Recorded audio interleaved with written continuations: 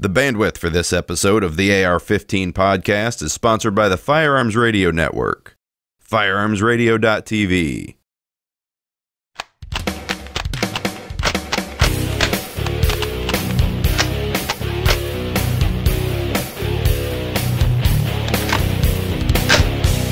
Welcome to episode number 75 of the AR-15 podcast. I'm your host, Reed Snyder, and with me today are Anthony Hardy and JW Ramp. This is the podcast about your favorite black rifle. This show is for you, whether you're building your first AR or you've been building ARs for years.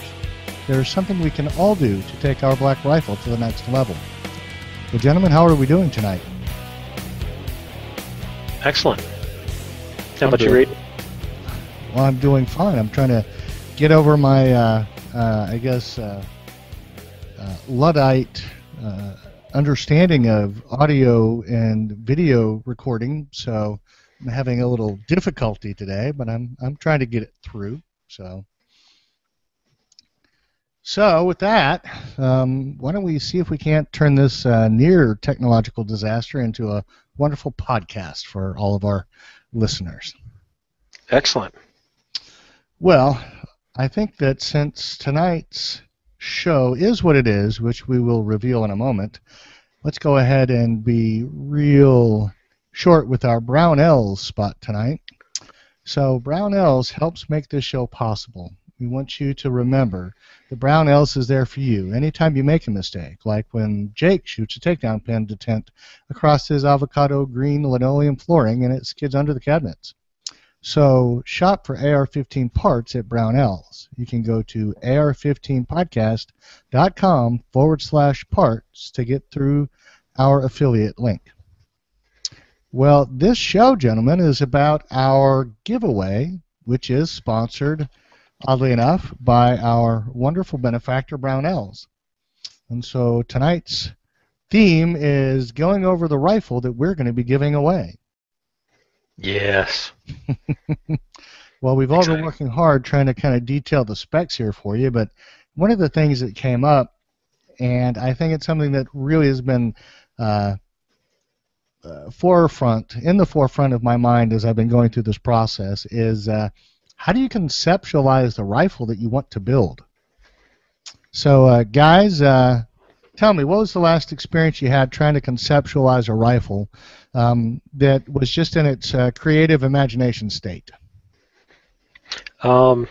Never. For me, anyway. How about you, JW? JW, go ahead. Other than my SBR, which is kind of always a work in progress and adapting, and it's kind of in a shooting in the dark phase right now. The last one that I kind of put some thought into was a little bit of a longer reaching build. I had a 14.5-inch upper, and it wasn't getting much love. It was pinned and welded and everything, so it's just a regular old AR. And I kind of got interested by the Primary Arms 1-to-6 power, and so I tossed one of those on it and kind of have a little bit of a heavier Magpul stock on it, and it's kind of like a longer range one. Right, so. Right. Well, you know, I think for me the last build I had was a 300 Blackout. The one before that was a race gun. And, you know, I think that, right now I've got, I think I've got 8 default builds to my name, and of those builds, I have reconstructed 3 of them from the ground up, just kind of like shuffling the deck, you know, disassembled 3 and kind of mixed and matched until I got back to where I wanted. So I'm gonna go ahead and detail my part, and you guys, my checklist for a conceptualization process, and you guys kind of chime in with your thoughts. But I think I always start off with declaring the purpose or the vision of my rifle. I don't think that you can get very far if you don't try to figure out what you're going to do with it, simply because of the sheer number of places you can go with the build. And if you don't start eliminating some of your options, you're never going to find a decision being made anywhere. I think next I try to work out a parts list. I can't tell you how many times that I've tried to put together a build and discovered that the number one thing I wanted just couldn't be found. By the same token, I think it helps with trying to figure out where compromises can be made, because you have to go elsewhere to find a substitute part for something that you had envisioned as part of your concept. Having a working parts list, I think, is kind of the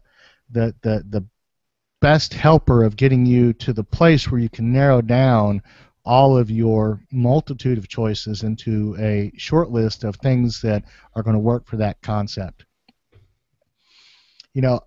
I think the next thing is using technology. And, I know Anthony is a big fan of the AR-15 builder and construction. Yep. And I think there are a number of other utilities or applications, although I couldn't tell you which ones they are, but I have used those two to great effect. And I think at that point, I think you're ready to acquire parts. But I think that the thing to remember is that in this phase, the acquisition of parts is not the end of the process. Because when you get everything in, when you start actually being able to physically touch and manipulate the things that you've conceptualized, I think you have a moment before you begin your build to reassess what you're doing. And at that point, you can send some things back, you can try to find alternatives, you can fix problems that you might not have anticipated. You might also find things that you didn't think you need that now you do realize that you do need. And so, to me, that's kind of a 5-step process that I tend to go through before I start assembling my rifle. So, what do you guys think? Well, coming from the newbie side of things, one of the things that I would probably add to this, which Reed, I'm sure you already have all this stuff, and that's why it's not on your list, is work out the tools that you might need too. Because that's when I get ready to do a build, that's one of the things I'm going to have to do. Any sort of modifications I've made, sometimes I've had a tool I could adapt and it would work, and then other times I've needed to actually buy something specific for that specific project. So, well, that's next week's tip.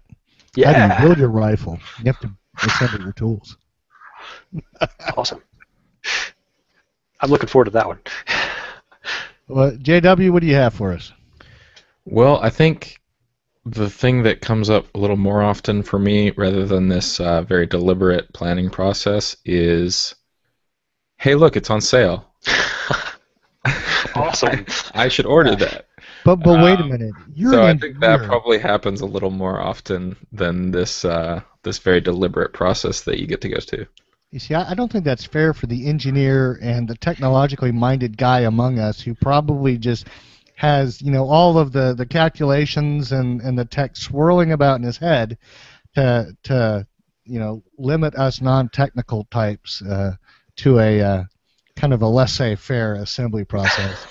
Yeah, for me, it comes down to the dollars and cents a little more often than not. But it appears that this build that we're going to be working on, that's really not a consideration because of what Brownell's set us up with. And the Brownells build, I think, was something that I really did kind of struggle with because Brownells graciously gave me a great deal of latitude in what it was I was assembling. And so I deliberately went through this process to kind of arrive at an understanding of the rifle I was going to produce for our lucky winner of this giveaway. So I think you'll see that as we go forward. But I think that the very first build I did I mean, it was definitely what's on sale, what can I get, because I think I built it at a time where we had a big run on components and you couldn't find anything. And I can't tell you that I was happy. I think that all of the principal components of that rifle have been replaced at least once.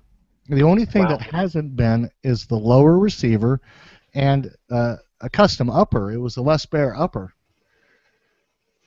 So, I mean, really at that point, I think you've kind of committed to a pretty particular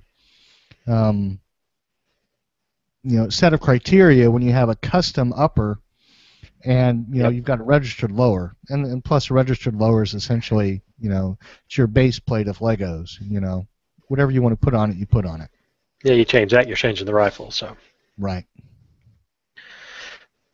So Reed, what is your purpose or vision for this rifle as you're putting the build together? How did that thought process go out, and what is the intended use for this thing, for this unbelievably lucky person that's going to walk away with this? I'm thinking, do I not need to be a co-host anymore?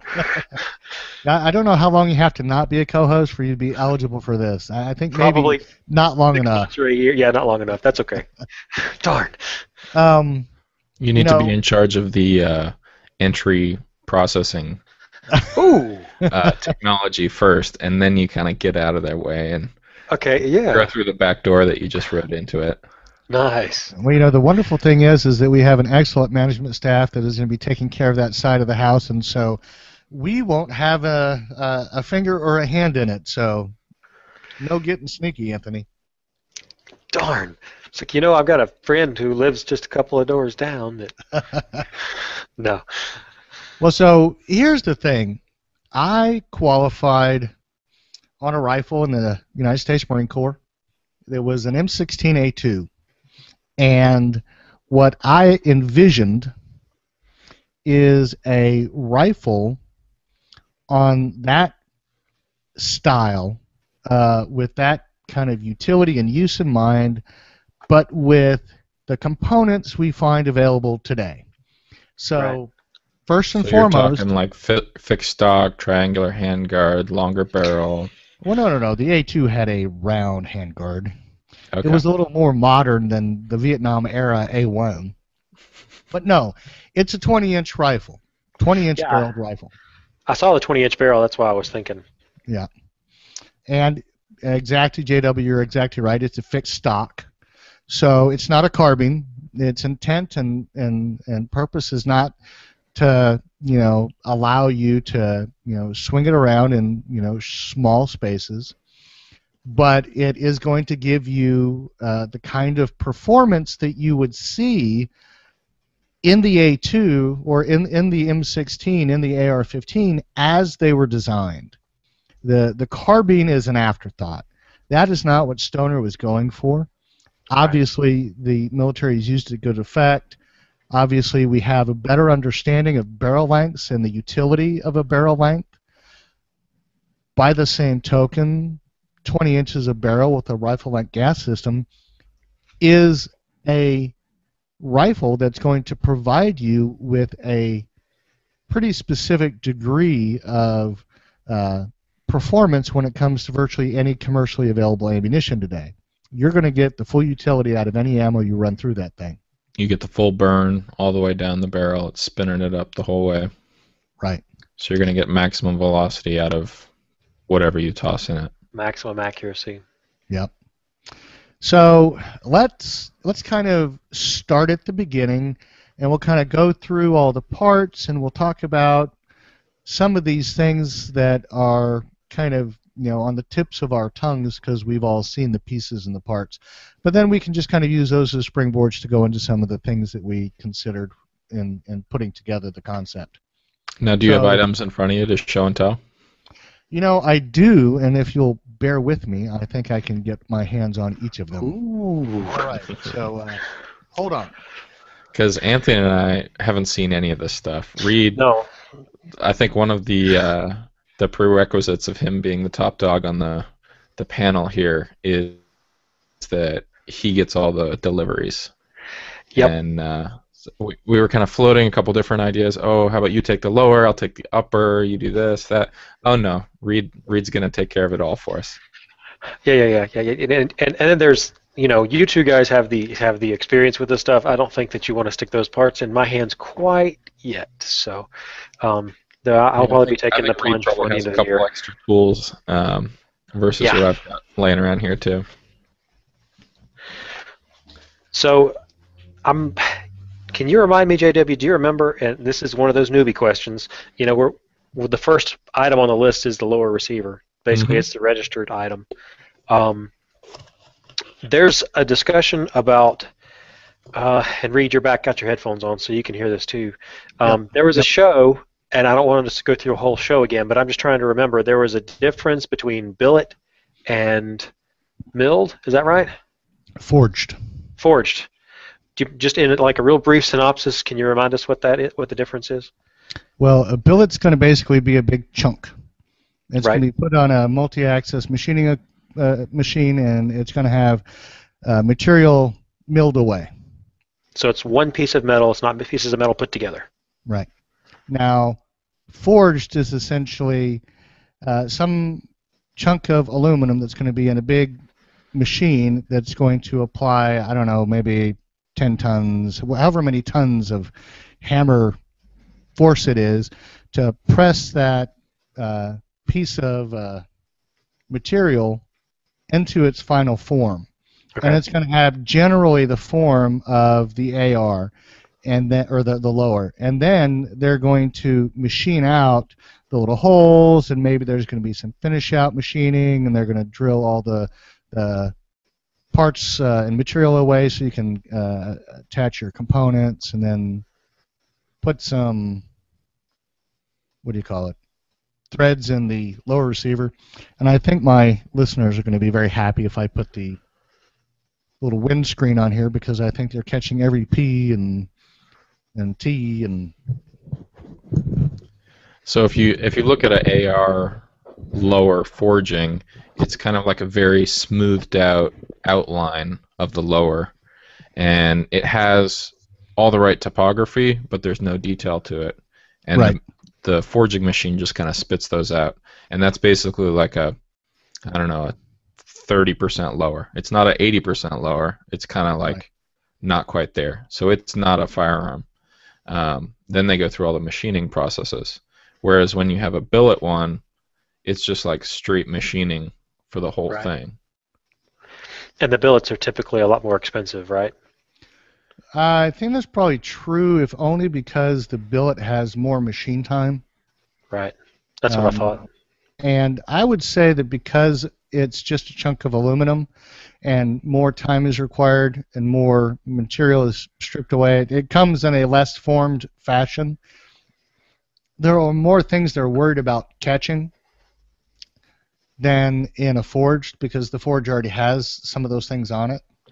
Right. But here is our sequence. So pretty. And this is going to be the lower receiver for the build. Nice. So, and just for the listeners' benefit, all of these pieces have been listed in the show notes, and each one of them actually link to the Brownells location where they can be found. So I'm not going to detail every piece, because the Colt lower receiver parts kit is just a whole bunch of bags with all of the Colt parts, and it's not very exciting to look at. So tell me a little bit about that billet lower, though, that you were just holding up. The Seekins Precision is from an aerospace company that basically got into the AR-15 lower and upper machining business. I'm assuming because they had some spare equipment time and some highly qualified machinists, and they turn out a really nice set. The company itself, I think, has kind of taken their lower to the next level as far as quality, because a lot of the components that we typically have to deal with in an assembly have threaded pins. Mm-hmm. So instead of having to drift a roll pin into a little machined hole, there's actually a threaded pin that goes into a threaded hole, and you tighten it down with a screwdriver. It's all hex, or I think this one is all hex, not Torx. But so there's very little chance you're going to find yourself marring the side of a receiver trying to drift a pin in or out or deal with some of these parts. So I like that part of the build. They've done that also with the part that holds your safety selector in place, and that allows, once again, another place to just kind of ease the build side of it. So instead of having to trying to balance a spring and a detent with a hole and a grip and make sure it all kind of assembles at the right place so you don't bend a spring or bind something up, it's all handled with a nice machined pin and a tapped and threaded hole. So Cool. I think that's a nice touch. It's also got an ambidextrous feature with the bolt release, so That's important. nice. Yeah. And I've always enjoyed the look of it. It's just a very novel looking lower receiver, and I don't think you find it or it's like in too many places. It has a very kind of artistic looking scroll to the mag well, and it's got some kind of I don't know what you'd call it. It's got a gripping surface on the front of the mag well. Mm-hmm. I So see that. it appeals to me in an interesting way because of that. Did you already mention the trigger reset part? You know, seems I to be- didn't. Do you know anything about that? I'm just kind of wondering what the set screw is all about. Well, I will pull it out. Just in the description here on Brownells, it says that there's a set screw for trigger reset. Yeah, it's a threaded trigger. I don't know if I can make it work for everybody. What's the concept behind it? Well, what happens is that trigger bar moves backwards and forwards. Now you see the hole for the grip Yeah, screw. there's So two other holes behind it. Well, the first hole is that reset threaded screw. Okay. What it basically does is it comes up behind the trigger bar so that it doesn't have too much movement in it. And I think So it kind of bottoms out the reset so it doesn't have to go the whole way. exactly. Okay. And then Anthony, I think you mentioned a device like that on a that you have. I think did you try that on one of your ARs? Did it thread through your hand? It went through the same. Yeah, it can take the grip off, and the screw that holds the grip on, it went in that same hole, and it took up the slack. So yeah, it's probably a very similar process. It does kind of the same thing. Yep. The other thing I like is that second screw that sits right underneath the part of your upper where your rear takedown pin is going to engage. Mm-hmm. And it's just a little kind of box piece of aluminum on the bottom of your lower that has a hole through it.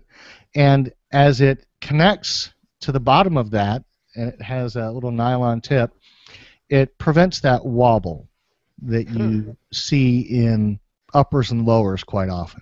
So you can kind of snug that up and take out some of the movement in the two pieces. Cool. So I kind of like those two features. Interesting. Very nice. Yeah, if you get down kind of behind a precision AR, you'll be resting against the bipod and then kind of up against your shoulder, and those are, one of them's on the upper and one of them's on the lower. So if there's play in there, then the gun's kind of not quite as stable. So right.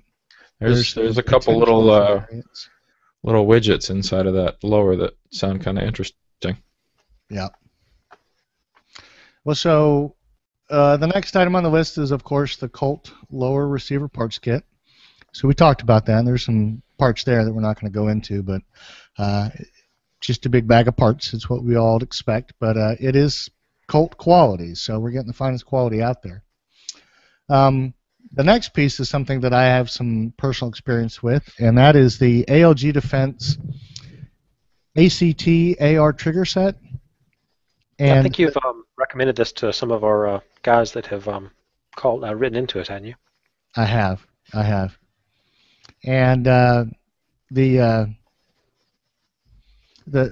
this trigger set is the more complex of the two, and what it has is a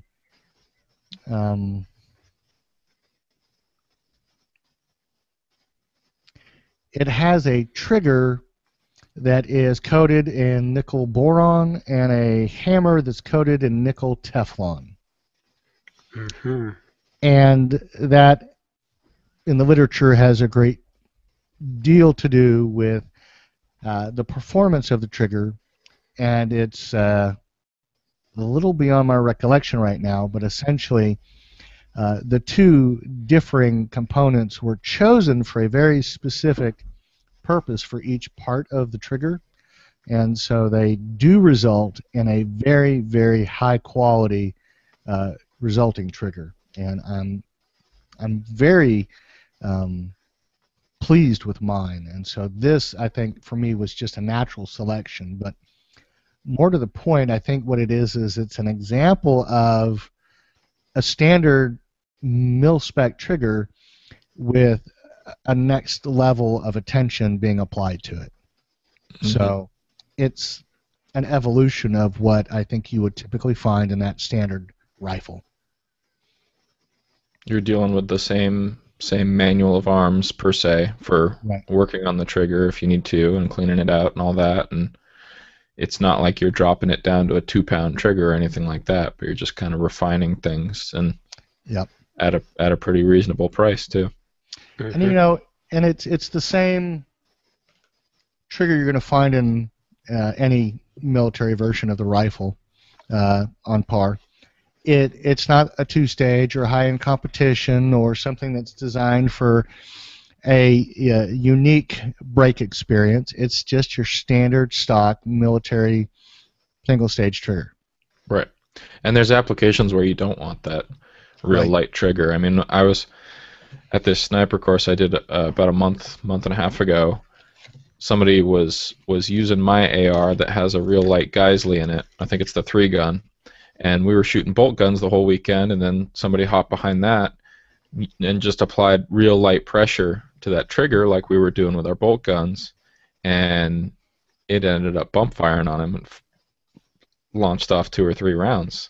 And it's not that there was anything wrong with the trigger, it's just that when we were taking our time and really trying to place our shots, that just wasn't the right trigger to be using. So this seems like a good fit for the intention of the build.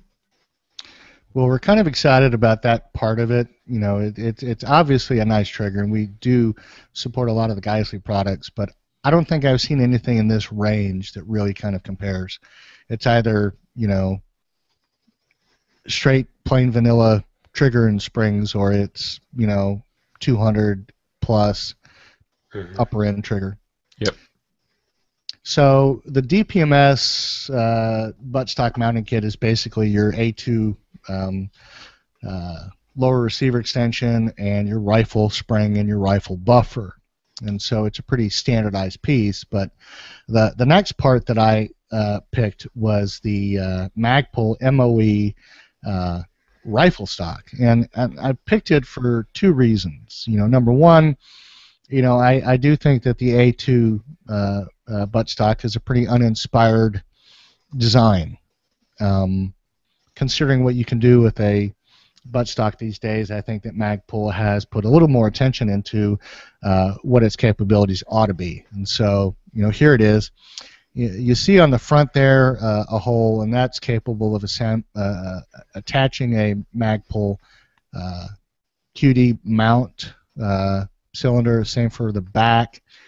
You've got the sling attachment underneath it here, and then on the bottom you've got some, I guess, alignment holes for a rail, so you could put a monopod on the bottom by attaching a piece of rail to the bottom. So I think they've put a little added extra attention to detail in this. It looks like there's a little Skittles compartment in the back too. Exactly. Yeah. You know, I prefer M&Ms. That's just kind of my thing. But you know, if you When you want need a tactical reload while you're operating operationally. Yeah, exactly. You can just open it right up. You know, it's even big enough for Snickers. I'd put a Snickers in there. I think that's probably the advantage with the MOE rifle stock versus the collapsible ones. Yeah. Is candy capacity. Exactly. It really just blows away the competition. So. Well, and you know, all kidding aside, one of the things that I've noticed is that getting into this is a whole lot easier than trying to get into the compartment in an A2 buttstock. I mean, you got this tiny pen, and you're trying to dig your finger in there. Half the time, I'm getting a screwdriver or a knife to pull back the pen, but this is really a whole lot easier. So it makes getting to your candy not quite as frustrating. It's awesome. So that about rounds out the lower, except for the grip. Now, which one did you choose?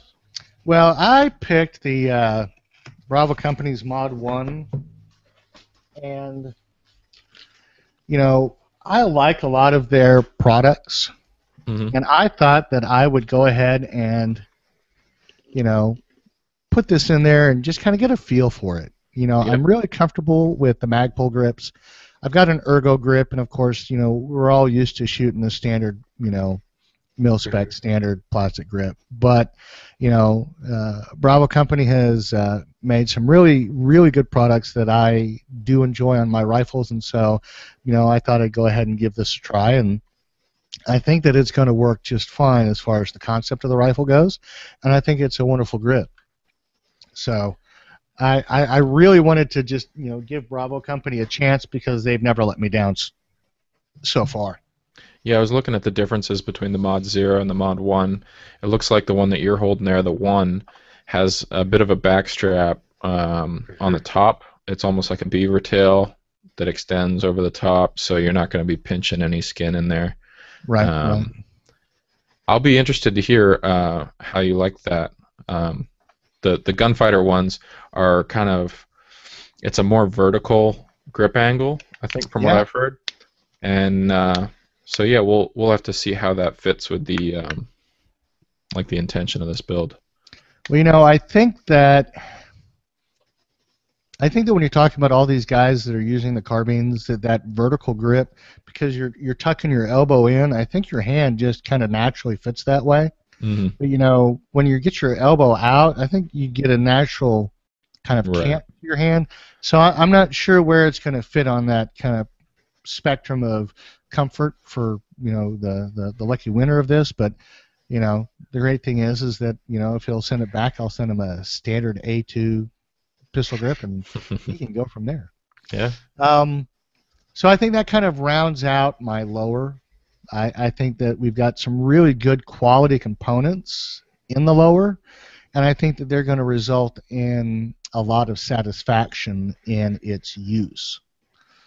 And obviously these were things that were particular to my introduction to the rifle, my use of the rifle for a very influential period of time, but it's also not the standard everything's a carbine or a carbine view that we see today in the market.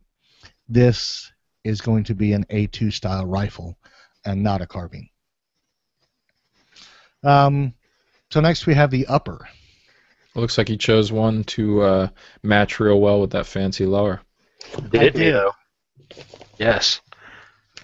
And this upper receiver. Anthony's getting excited over there. He heard you sliding it out of the packing sleeve. If you take a look at the faces on the deflector and forward assist, you'll see that it's kind of a different approach to the machining. Oh, so that's the upper. I thought that was a stealth fighter. Yeah, it kind of has that look. You know, I noticed that in the dark, it's hard to find. It reflects radio frequencies exceptionally well. So here's the back side of it, and it's basically designed to fit the lower as far as its angles and symmetry. This oh no, it's over here. This piece right here is where the stabilizing screw and the lower is going to be mating. It's going to be pressing on the bottom flat surface here, and that's going to create a very positive surface for the upper and lower to kind of mate against. I don't know that I've ever noticed much in the way of potential slack in the front part on your most match sets, and I don't know that you'd ever be able to find a place to really take up any slack on that front pin either, but I think that lower pin is going to really kind of make this a little nicer of a rifle than you would otherwise see. One of the things that I was really pleased with is getting this barrel. Now, you noticed that it is still in the wrapper, so this will not be exposed to the elements until I can put it on the rifle. But I will tell you that it is it has a 5.56 chamber, and it has an F-marked front sight base. So what those two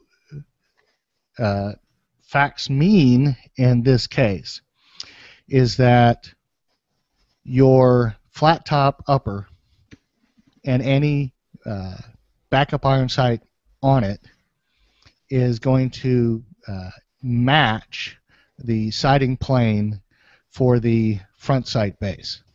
And so you won't have to play any of those switch out the front sight post games that you might otherwise have to find yourself playing were it not that way. So it is an appropriately matched 20-inch barrel for our flat top upper.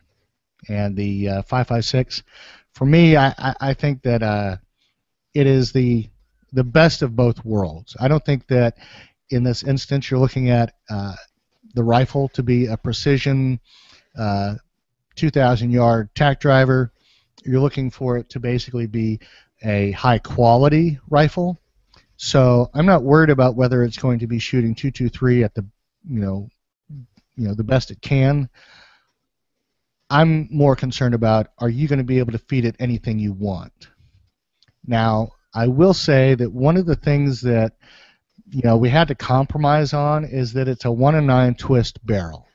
I was going to ask about that. Yeah. Yeah, and ultimately, if it were my rifle, I would insist on a 1-7 twist. If I were going to produce something that was going to be able to span the gap of what's out there and available, I'd get a 1-8. But I think most people are going to probably be shooting what is commercially available today on the market, and it shoots just fine through a 1-9. Mm-hmm. And you're talking about whatever you can find at a Gander Mountain, a Bass Pro, a Cabela's, Walmart, Academy, what is going to be at your local gun store, right. A mail order place. The proliferation of ammunition is going to be more than adequate to feed this rifle, and it's going to be the stuff that people are looking for, the stuff with the best prices and the most availability. And again, this is one of those stupid newbie questions. Is the 1-9 twist mitigated, the effect of that mitigated at all because of the length of the barrel? I know it won't affect the speed of the rotation, but just by giving it more length, will that provide any additional stabilization? No. I mean, really the biggest thing is on the longer, heavier bullets, you want to get them spinning fast early. And that's going to be your higher, yeah, okay. Yeah, and it doesn't matter how fast it goes out the barrel, it's still going to only spin as fast as the twist rate. Gotcha. So, you know, uh, I don't know too many people that are going to go out there and try to find, 77 grain Black Hills ammunition because it's, $1.50, $1.75 a round, and I think that it's still kind of outside of the realm of commonly available. Yep. But your standard 55 grain stuff is going to be just fine in here. Great. So, the next piece is our Brownells M16 bolt carrier group, and I'm as much as the coatings, as much as the ergonomics behind the new materials are on bolt carrier groups, I'm still a phosphate M16 style guy. I like the heavier bolts, and the phosphate coating is just what I'm used to. I think that it is more than adequate for the rifle, but to me it's also kind of a, it's the failure-proof way to go. And obviously, if the listener, there's been a few of these on the market. Yeah, just a couple. So this is really where my comfort level is, and I think and it's black, which is also your comfort level. It is. I mean, I'm a black is the new black kind of guy. Well, now hang on. Now the description here says, do you have it there, Reed? The description here says that let's see, where is it? Interior of the bolt carrier carrier key are chrome lined. Well, it's not all black. It's kind of fancy. Yeah. Well, it's black where it needs to be. So, that was one of those things that for me, that's just kind of where I go when I normally, buy a bolt. Every single one of my bolts is a standard mil-spec M16 because I like the more mass in a bolt. And, I have never had a problem with them. So, it's me. It's not you, it's me.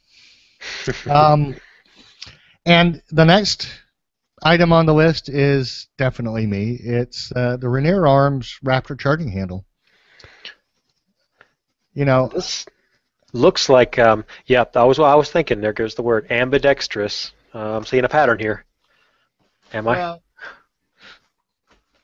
I'm gonna have to pull it out of the box here. So if you guys haven't seen this thing, I think this was featured on one of our shows before. It might even have been one of our Brownells picks of the week, I think, but I'm not positive. I do know that looking at this thing, you will not have a problem reaching this. Don't you think, JW? No, it looks like a pretty solid option there. I'll let All Reed right. talk, so the camera goes to him. So here is the Raptor. And it is designed so that, and the articulation of the handle from both sides is going to disengage the handle from the upper receiver and allow you to charge the rifle. And I think that more than it being ambidextrous, it allows you more utility because if you're doing, I get weak side drills and you're not using your rifle the way that 90% of you guys do that don't live as long as us and are less likely to go insane than us. All right, you lefties. Then I think that having something that is going to have that utility is it's got some use to it. And then obviously if you're left-handed, then you're going to thank me for it. So. But more than that, also it says Raptor on it. Yeah, I mean, who doesn't like something that says Raptor? That's just cool. Mine says Gunfighter on it, which is also pretty cool. Yes, it is. But Raptor is pretty high up there. And I tried to get one that said Zombie Death Dealer, but I couldn't find it. Darn. Well, you can always have it painted on there later. Well, yeah, there is that. I think the next component here for me is the one that I struggled the most with. Yeah, this is really, really interesting looking, Reed. Tell us how you picked this guy. Well, what I picked was it's a Precision Reflex Incorporated Gen 3 Delta carbon fiber forearm. Now, anybody who has ever looked at the SPR, the Special Purpose Rifle, has probably seen one or another variant with Precision Reflexes carbon fiber stock that is the round carbon fiber stock. This is another variant of their product line, and I'll tell you that I came to the conclusion that I wanted this on kind of two different bases. The first is I wanted a free float handguard. So for me, going back into all of the available free float options, I couldn't find anything that wasn't just either all key mod or all just littered with rails or just, you know, all part of that design philosophy. And this, I think, kind of harkens back to me to the days of simplicity where, you know, you really didn't have a whole lot of stuff hanging off your rifle. You know, obviously, it's an era where that's the way rifles are built because that's the way that we use them now. We have so many things that we attach to our rifles. I didn't think I could completely get away from it and just get like a Hogue, you know, tube sitting on the end of the rifle that wasn't going to have anything on it. So right, it seems like it's kind of gotten back into vogue after the quad rail craze. Yes, Things with key mod or other sorts of interchangeable parts that let you run a little more smooth-sided and specifically put on only what you need to. You know, another part in that vein, and that's one of the this is one of the reasons why the triangular shape of this forearm appealed to me. I see a rifle as being, you know, a 20-inch variant of the AR-15 as being one that you're going to shoot from a supported position more often than not. And if that's, you know, on a berm, if it's on a bench in a, you know, a trench or on a pig egg, a foxhole, you know, whatever. You know, the flat bottom of that forearm, to me, approaches the kind of utility that I would be looking for in a rifle that I am going to end up having to support like that. Yeah, it looks like that'll nestle down real good inside some sandbags. Right. Mm-hmm. And, you know, I guess, you know, I don't hate to admit it, but, you know, the original Stoner design had a triangular handguard. Really? Kind of, to me, going back to, you know, the vision of a handguard with that triangular component, it appealed to me. But, you know, I think the last piece of that was that in anticipating having a forged front sight base on my barrel and kind of knowing the difficulty of, you know, lengths and where we're going to be on a handguard, I figured that if I got a triangular handguard, then the apex of my triangle might nestle further over my front sight base if I got my length wrong, and would allow me a little bit of grace if I needed that room to maneuver.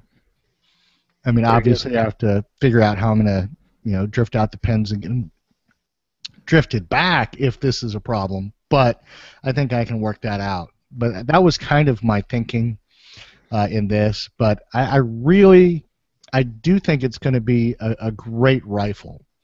And, you know, I will tell you this, if you go into the AR-15 builder on the Brownells website and enter these components, you will find it is a rather striking rifle. It has a very interesting look, and I think that it is a very appealing build. And that's just me. you may think I'm a clown dancing with, clown feet on after you see it all, but I love it. I think it's great.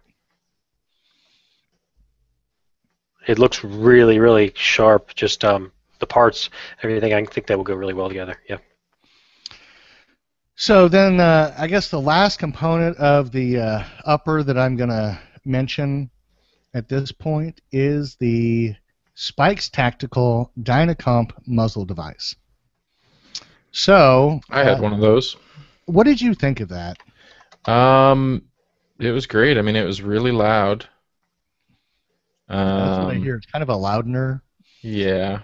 But I hear a lot of people comparing it to the Battle Comp muzzle device, and I think that they're getting, depending on the reviewer, plus or minus performance equivalent to that. But I think a lot of people are more appreciative of the price point. And certainly I'm a big fan of Spike's work. So to me, I thought it was just a nice way to finish out and round out this particular build. Yeah. Other than the fact that it's not suppressor compatible. Well, my job is not to buy some guy a suppressor. He wants to buy his own suppressor. He can pick the suppressor he wants and then buy the mount that he likes to go with it. Yep, the good thing about the 20-inch barrel is that you're not going to have to pin and weld that guy on, so it's Absolutely perfectly removable. So, well, I think one of our co-hosts here is put in a question in the notes. Do we have a gas tube and a gas block? Well, the front sight base is essentially the gas block, so we'll have our gas tube running through that. But as far as the gas tube goes, at this point, that's a $12 piece, and I've got 4 in the garage. So. And so we're dealing with a 20-inch barrel. We chose a rifle-length gas system. Right. And what does that equate to? I think it's a 11-inch gas tube? The handguard's 12.5 inches long. Well, maybe it's a 13. That's what I would think. Yeah. Probably a 13-inch gas tube, but it's the full length. And for me, I think the whole purpose of a 20-inch build is to get the performance that was designed into the platform. I mean, obviously, you can get a lot of performance out of any of the multitude of variants of the rifle, but the purpose of this build is to get that performance out of this rifle. So that kind of rounds out your upper and your lower, but we have a few more things to add to our discussion. Yes. So I think these are kind of in keeping with some of the philosophies that we all have and some of the things that I really felt were important for a complete build. We wouldn't really want to send off such an incomplete package as what we've just described. I mean, it's really just scrap. It's a foundation. It's who wants to look at an ugly concrete slab? You want to put up some brick and some 2x4s and some shingles and call it a house, right? There you go. So what we have to start off with, of course, are Brownell's 30-round gray AR-15 magazines with the CS springs, and we're going to have 3 of these. Brownell's has given us 3 magazines that will ship with the rifle. So I think that is a good start to anybody's combat load. I think that if you were to ask JW, what's a combat load? 20 magazines? 20 magazines, is that right? No, what do you carry? I can only put a couple in my plate carrier, but the trunk of the Mini has an undisclosed number of them. But I think 3 is a good start, and Brownells make some fine magazines. I think I've got an undisclosed large number of those in the gun safe, and they work just fine. And Brownells was very, very generous. They have partnered with Tech to come up with a Brownells CQB T-Dot holographic sight, Dang. and they were very generous and have thrown one of those in for the build. And so, along with the rifle and the magazines, you will receive an Brownell's EOTech CQB T-Dot holographic sight. That's just awesome. It is. It is a fabulous sight. And, I really don't think that there is much more that you can expect that's going to make the use of this rifle any better. For its intended purpose, a CQB T-Dot sight is going to get you to the designated range that we're looking for. Yeah. Now about this site, it looks like it's modeled after the EXPS2, and I've done a little bit of reading, not a whole lot, but a little bit of reading.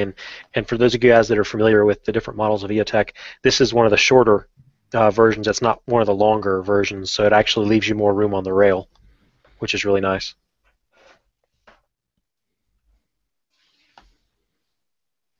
Is it the one with the 123 battery in it?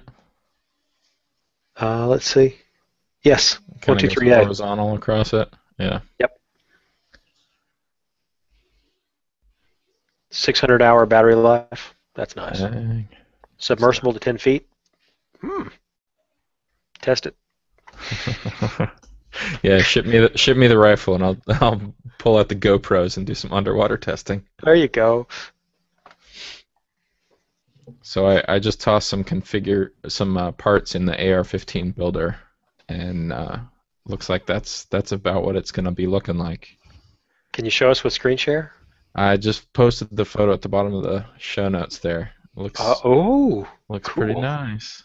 Yep, that is a pretty nice looking build there, isn't it? Yeah. Of course, I don't think that any rifle that I ever had my hands on would ever be complete if I didn't put together a full set of backup irons. So I found a rear sight that I think is going to be more than adequate for our purposes here. And it's an ARMS and Arms Inc.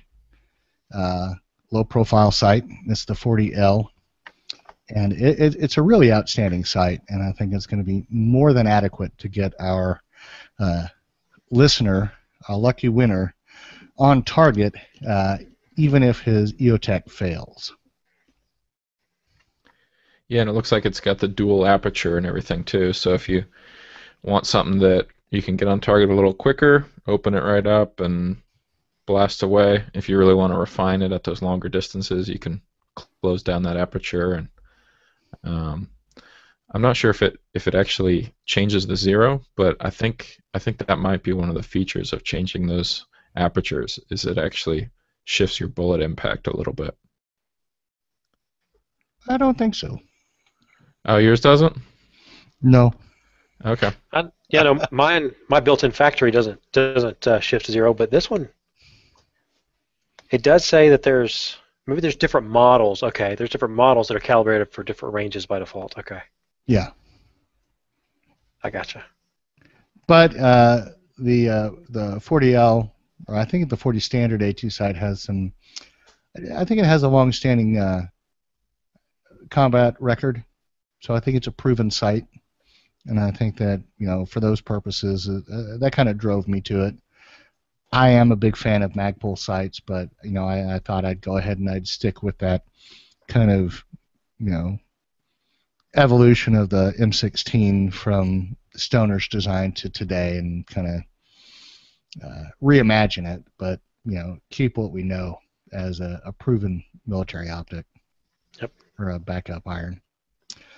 So the last two pieces are basically a nod to the intention of being able to take this thing out to distance. Mm-hmm. And that's the inclusion of a bipod. And, of course, a bipod adapter to help us mount up to our PRI handguard, our forearm. So the Harris bipod is one that I've used. I think that a lot of people who have used bipods have found this to be a very pleasing bipod. But I do think that that is going to give you some more options when it comes down to trying to get this thing out to range and to make the rifle do what my vision says it should be able to do. But so I guess that, in a very, very large nutshell, is the rifle that Brownells has sponsored for the AR-15 podcast, which is what we're going to be giving away. I am extremely envious. Well, I'm envious too. I'm thinking I might have to disassemble something I have and try to build this myself. Albeit not with the same parts, since I don't have those parts in my gun safe. But in any case, so Yes, and fair listener, please get a chance, go to these show notes and have a look. Maybe this might even be the image that gets used on the cover. But take a look at the assembled version of the rifle, because this thing is going to look pretty sharp. yeah, I agree. I think so too. So the listeners might be wondering, how can I enter the contest? Well, here's what's going to happen. We are going to open contest registration on June 1st. And then I think that we are going to end the contest at the end of September and have a drawing and make it available to a lucky winner at that time. So I want to remind all of our listeners that this rifle will be sent through an FFL at my point of origin and delivered via whatever legal mechanisms are available to FFLs to your very FFL, at which time you'll have a requirement to go through the process. I am not certain at this time what I will need to do to make this California legal. I'm sure, since our first AR-15 podcast winner was a California resident, that we will have that piece sorted out. Jake is very adept, and we will make sure that we do whatever we need to do. And to that extent, I want all of our California listeners to understand that we can only do what California law allows us, and that is true for any other jurisdiction that has a restriction of any sort, whatever that might be. Reed, your lawyer is showing. Well, I don't want to disappoint anybody. I want all listeners to be able to win and participate, but so I'm just throwing that out there. In any case, we'll do our dead level best to make it happen. In any case, so how can you make an entry? Our illustrious leader has deemed it thus. We are going to have a link on the website for you to enter or to subscribe to the Firearms Radio Network mailing list, and that will give you an entry. You also have the ability to get an entry by giving us feedback on iTunes and Stitcher. And I want you all to know I said if we got to 300, I wouldn't mention iTunes again. I was overruled. I begged, I pleaded, I shouted, I threw a big hissy fit that my 3-year-old was proud of. I didn't see those emails, Reed. I didn't see those emails. Where did they go? Well, that was management, you know. Yeah, apparently you're not supposed to let anybody else see management get reamed. So I did fight for you guys, but I was overruled. And Jake wants you to know that you can get an entry by going to iTunes or Stitcher and leaving us feedback. He says if you have left us feedback in the past, you can, I think it's revise your feedback or give us new feedback or something. So that is how you enter. So June 1st is when entry will begin, and you will need to go out and take affirmative steps to do so. Now, I want to let you know that when we have had our Otis drawings, when we've had other drawings, a number of our listeners have put in, please enter me in any current drawing, and we have honored that request. In this instance, your old requests to be in a drawing are not going to be eligible for this contest. You will have to go through one of the 2 or 3 affirmative steps to make an entry. Get on the mailing list, leave feedback on iTunes, or leave feedback on Stitcher. So, there you have it. June 1st is when the contest officially begins, and you will be able to get out there and get into a position to enter our drawing. And I would assume that's June 1st at 12:01 a.m. or something like that. Yes, and that's 2014. It's this year. Oh, okay. So, I just want to, I want to say thank you to Mr. Weeks over there at Brownells. He helped me through the process of piecing together this build. He was instrumental in us having an opportunity to do this. Brownells was very gracious in allowing us to basically shout their names from the rafters and talk about the quality products and the outstanding company that they are, and share their generosity with our listeners. Goodness gracious, yes. Thank you, Brownells. Thank you, Mr. Weeks. We do appreciate you. We thank you very much. And I'm amazed that he was able to get his hands on all these things, because it seems like almost half of them are very limited stock items. Yes. I think that our listeners are going to be very, very pleased with the rifle that ultimately will arrive at one lucky winner's house. And of course, have we covered this? I know I had dropped out a couple of times. Have we covered what you're going to be doing with the build at all? Just in real brief? I haven't, and I'm going to, this is a good opportunity to go into that. I'm going to basically detail on a periodic basis, after the contest opens, all of the nuances of assembling a build.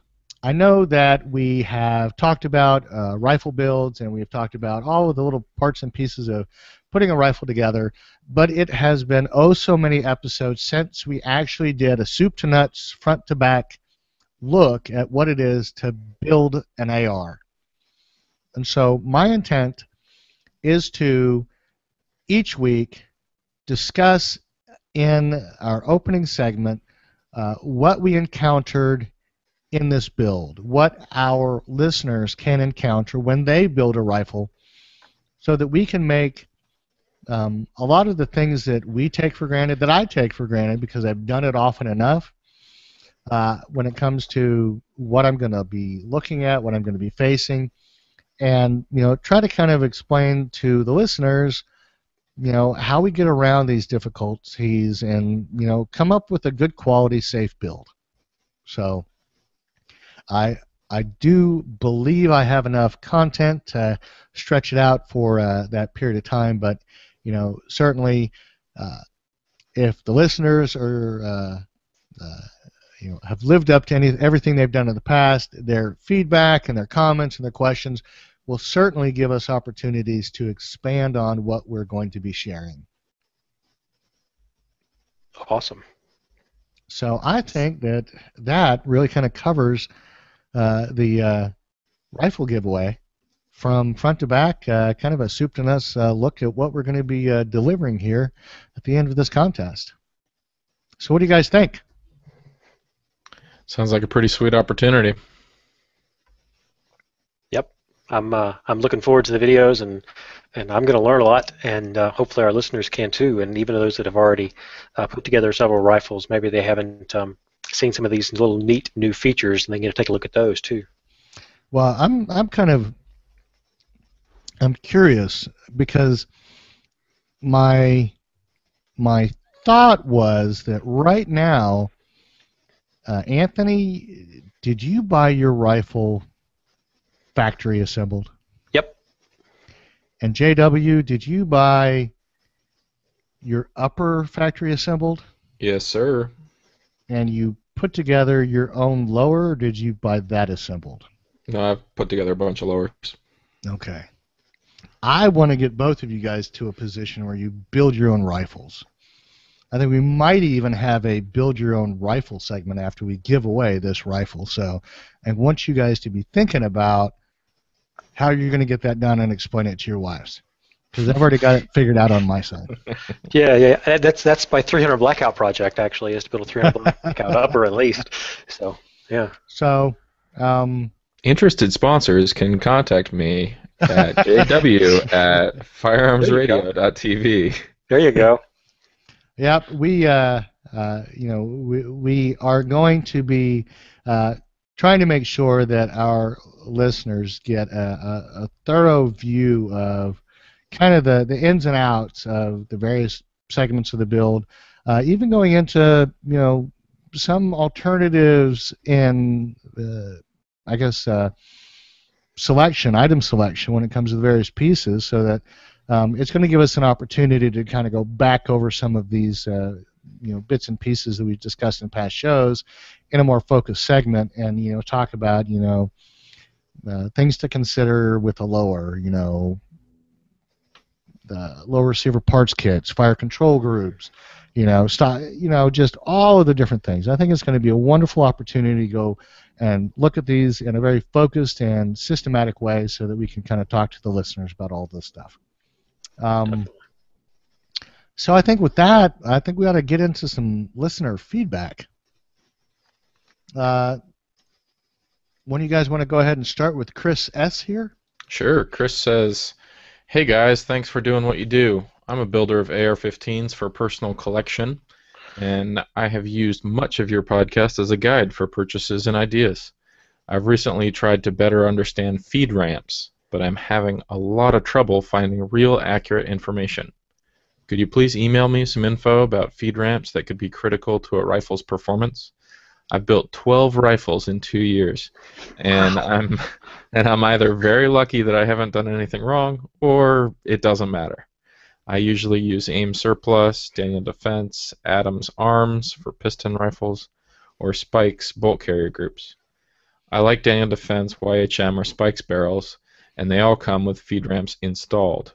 Thanks a bunch." Yeah, first, before we even start answering his question, 12 rifles in 2 years? Dude. Wow. That's impressive. So what do you think? What do you have to tell them about feed ramps? Here's the thing about feed ramps. I'm going to go this far. The only thing that you need to concern yourself as far as difficulty is a rifle length barrel with the rifle feed ramps in any of your other kind of standard carbine styled M4 upper receivers. And here's why.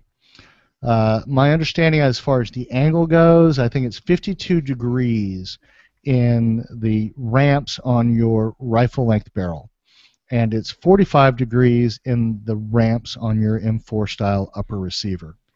And what ends up happening is, because those 52 degree ramps don't actually cut into the outer circumference of the barrel extension on a rifle length receiver, you'll find a lip that is basically the bottom of your barrel extension extending over the cutout that is in the M4 upper receiver's feed ramps.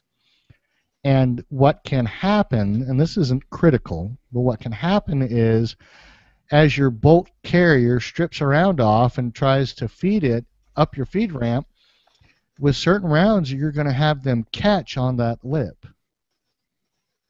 And you're going to find this with open tip. Let's see, some of the kind of the longer, heavier bullets that are going to have more of a pointed tip on them. You're going to find that those two particular styles of bullet are going to catch on that lip.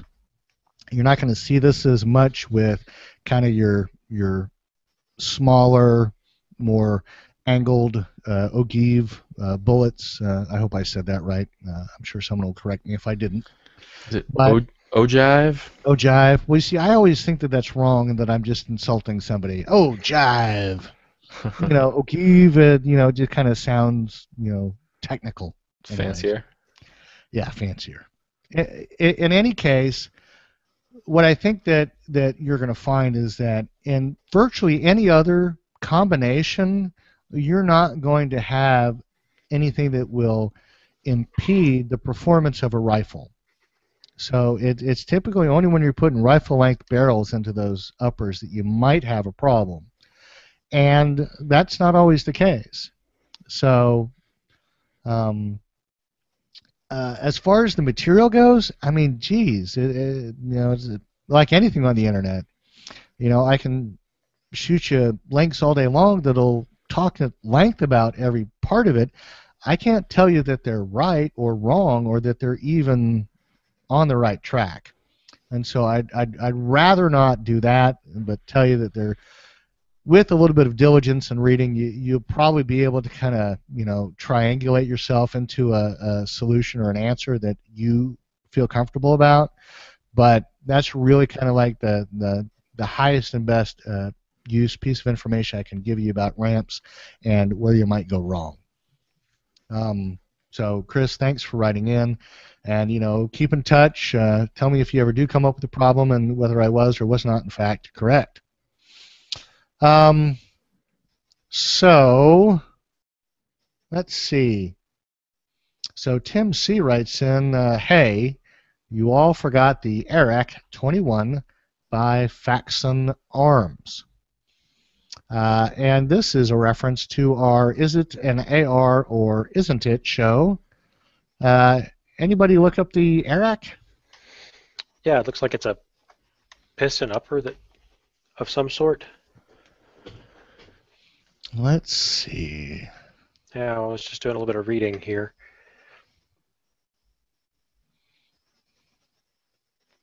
Most of the options seem to come with multiple barrels.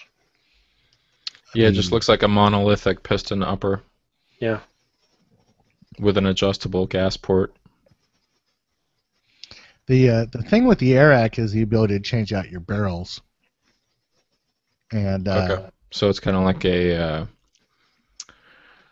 what is it called? Like an ACR or something, where there's just a quick change barrel. Have you seen the Tabor rifle when the barrel assembly comes out?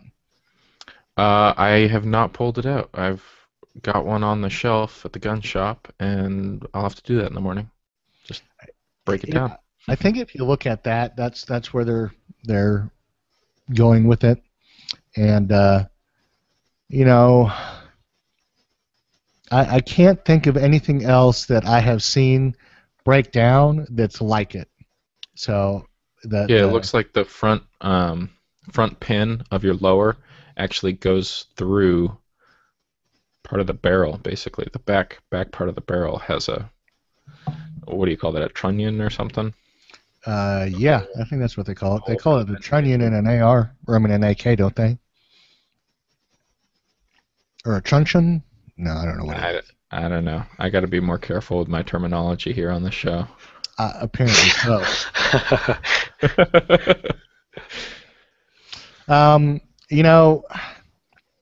I think this is kind of like that, was it the Hydra that we looked at with the mag wells that can change out and the adjustable components? Do you remember that from a couple weeks ago? Mm-hmm. So, certainly we did miss it, but not intentionally. So we'll certainly... Yeah, thanks for bringing that to our attention. Yeah, that's a neat little piece. Well, JW, why don't you take a Wicked Burn here? Wicked Burn. Wicked Burn says that during the last podcast, I found JW's use of the term bolt confusing. I guess we were discussing the Ares SCR, and I was bringing up the fact that it needs a different bolt inside of it to use that angled almost Benelli style recoil system. And it looks like, he says here, after looking at the picture of the gun, it became blatantly obvious that the bolt carrier would need to be replaced because it didn't have anywhere to recoil back into. So I was saying bolt when in fact I was talking about the entire carrier. Wicked Burn loves the podcast. He says he's not trying to nitpick, but he is a stickler for terminology and specifics. This is how I train people and how I keep those customers new to the platform from being confused. Yeah, so we appreciate you keeping us on our toes and keeping us accurate, because obviously for the people new to the shooting sports and to the AR world, if we're just kind of throwing around terms and not really being accurate about them, there's some confusion to be had. Yep. Well, and just as an aside, we've had a few listeners write in and volunteer to be backup in the batter's box co-hosts, and Wicked Burn is one of them. He, I believe, is a gunsmith, and if I am correct. Well, I'm not even going to go there because I might not be correct, and I do not want to insult Mr. Byrne and say the wrong thing. But I think one of the two was an Army Ranger who spent some time after his duties as a Ranger as an armorer. So, in any case, if that were Mr. Byrne, then I would be right, and then if it wasn't Mr. Byrne, then I would be wrong. So we'll just kind of leave it as a point of speculation. In any case, so he is one of our potential backups. So we do want to make sure that he does get his. Yeah,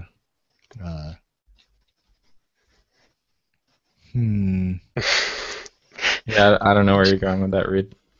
I don't know. JW is playing with pictures in the show notes, and he's distracting Reed, guys. So he is. I'm like a dog with a squirrel who runs across his. Yeah. So Wicked Bird also goes on to mention that he posted a comment on my episode 73 about the M4 versus A2, and in that comment he very kindly and very gently mentions that the question M4 versus A2 upper was probably more in reference to the difference in feed ramps. So he said there are M4 and rifle feed ramps. The M4 has a deep cut to aid feeding of the rounds from the magazine, and you can do a Google search and find the images. And then let's see, we have David TF.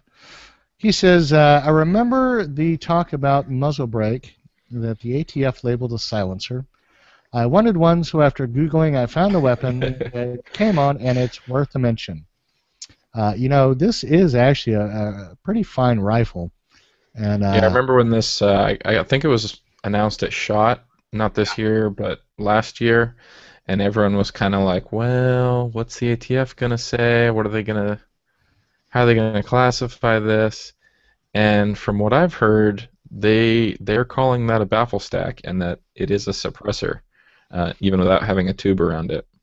Well, actually, let me tell you what the detail here is. Okay. I can't remember the name of the other company, but it's one of the ones that we're very familiar with, and they came out with a, I guess a muzzle device that the ATF labeled as a suppressor. And the federal judge slapped their hands on it and said, "What the heck are you guys thinking?" And basically poured them out, which, you know, in legal circles is a pretty significant thing, because the secretary, the director of the ATF, has the power to interpret the rules and come up with his own rulemaking, and there's this whole complex body of federal law that tells you why a federal agency can do what they can do and the latitude they have to do it. And so when a judge comes in and says, you guys are so blatantly off base that I don't have to adhere to that body of law and tell you guys to cut it out, that means that they were really wrong. So that win came in just weeks before another judge in another court in another no. They came in weeks before the ATF came out with their ruling that this was a suppressor. And so I think that SIG is headed into federal court to have their hands slapped on the same reasoning. Because you look at it and it's not a suppressor. It's not. It does not suppress anything. And so Functionally, it's like a muzzle brake on top of a muzzle brake on top of a muzzle brake on top of a muzzle brake. Yep. Now, what you can do is put a sleeve on this and a nut, and it is a suppressor. But the point is that SIG sells you the separate sleeve for however much that is, and you go pay your $200 tax stamp, and then it's a suppressor. In the meantime, you get this rifle to use. But so I mean, I think it's an interesting approach to the issue, and I'm interested to see if SIG can wring out the same result that that other company did on their muzzle device. If I were keeping up with this like on This Week in Guns, I might actually know who they were. In any case, you know, I looked at the SHOT Show video, and what they touted on this rifle is that all of the controls are the same as for the AR-15. So your manual of arms is virtually identical by design. Is it a 9mm? It can be 9 through 57 SIG or 40. Okay. So to me, having a essentially a semi-auto machine pistol in street legal form in 357 SIG just kind of pushes all of my buttons. So I mean, I'm all about getting one of these. I'm just saying, but yeah, this is pretty awesome. The thing that I think is interesting is that what you have is a 6.5-inch barrel and a 9.5-inch pinned and welded, permanently attached muzzle brake. So I think that's really awesome. So this sucker is a rifle, and it has a buttstock and all. You don't have to SBR it. If you really want to put a sleeve around your muzzle brake, then you only need one stamp, and it's just for the suppressor. So you don't have to go the 2-stamp route to get a suppressed rifle in a very short package. So, and here's the thing that I will tell you that I like about that. My guess is that the sleeve is very reasonably priced. You may end up spending more for the stamp than you would for that cylinder of aluminum that goes onto this thing. Could be. So I kind of think that that's interesting.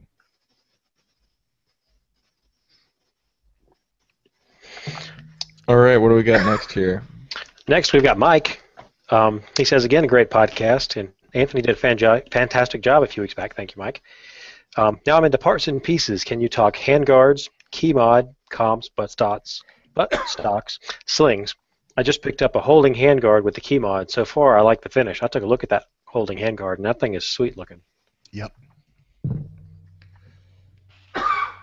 So I think those are probably things we'll get into as we do the build.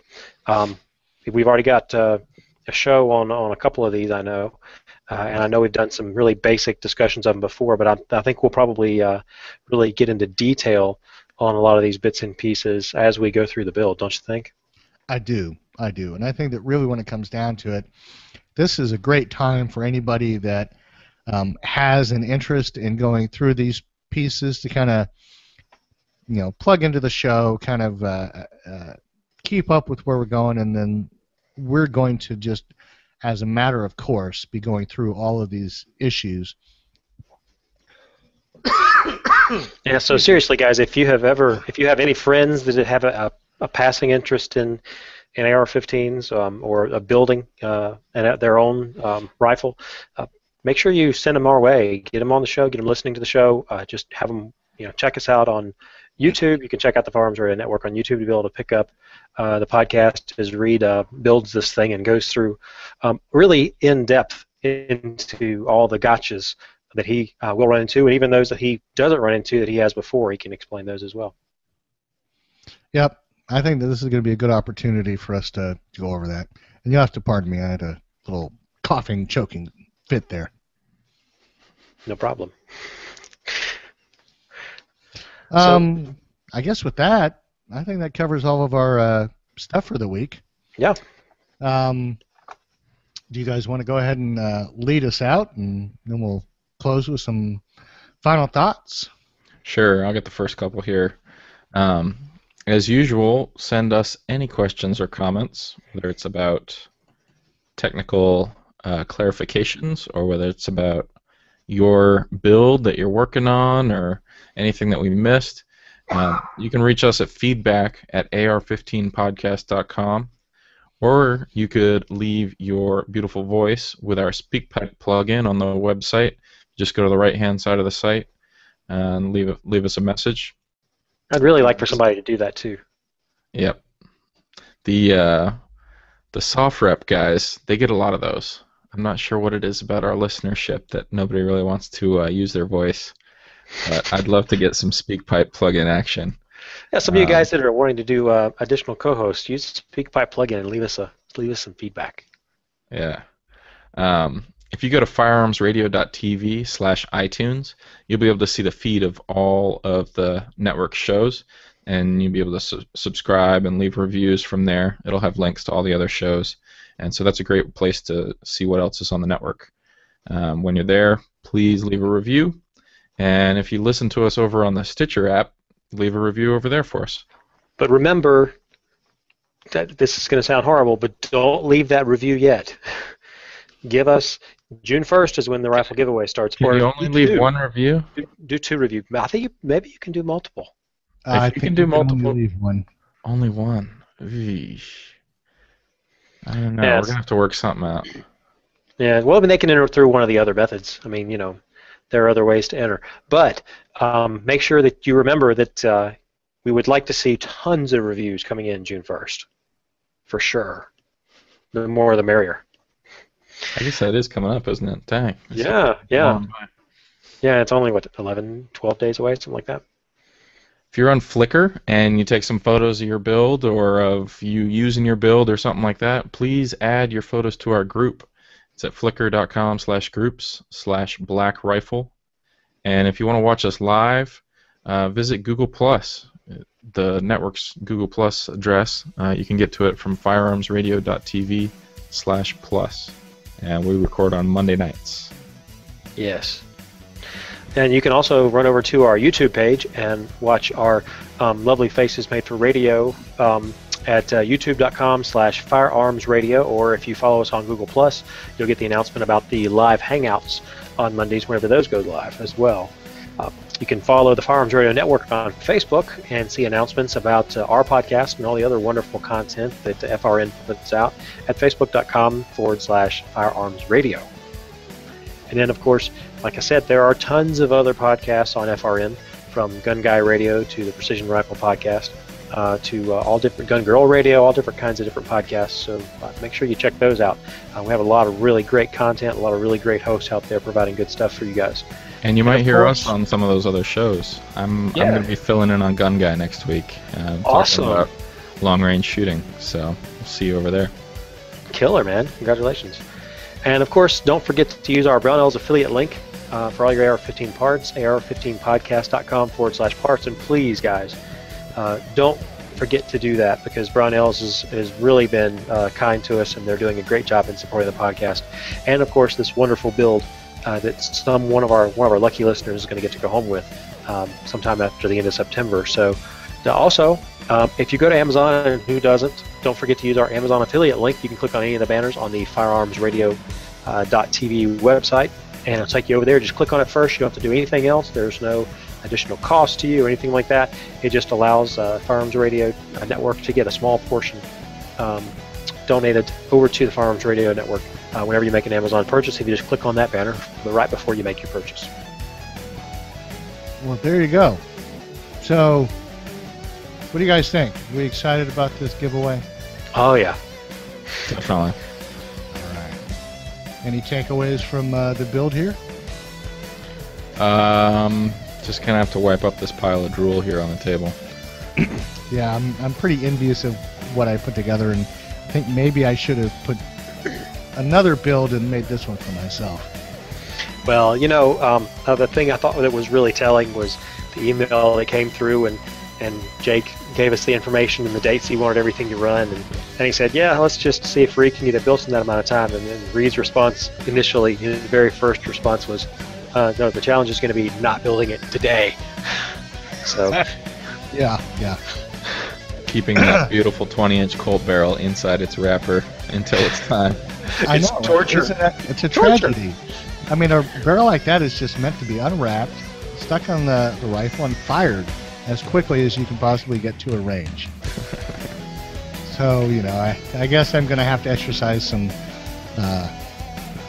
composure, some control, some discipline, and not go out and shoot up the Lucky Winner's rifle. And you're doing that all on behalf of our listeners. You're sacrificing just for our listeners.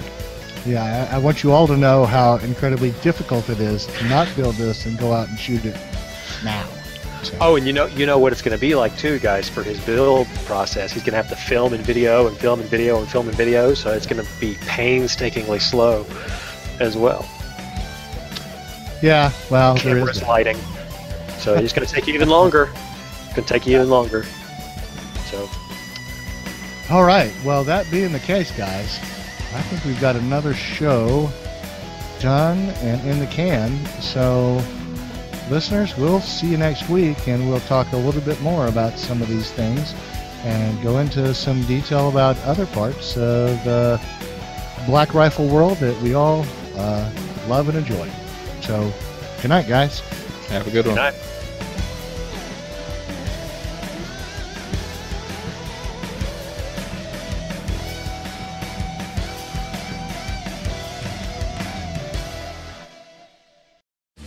This has been a production of the Firearms Radio Network. You can find more information at firearmsradio.tv.